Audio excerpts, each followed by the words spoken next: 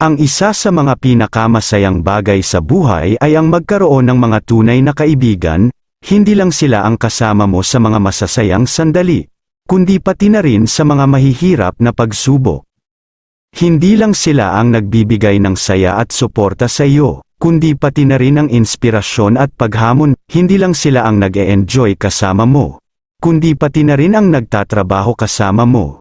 Sila ang mga taong nakikibahagi sa iyo ng isang pangarap, isang misyon, isang advokasya, ang pangarap na makatulong sa iba, makapagbigay ng pag-asa, makapagpabago ng mundo. Hindi naman kailangan na malaki yung itulong nyo, yung sama-sama lang kayo para sa isang goal, ang goal na maglingkod sa kapwa.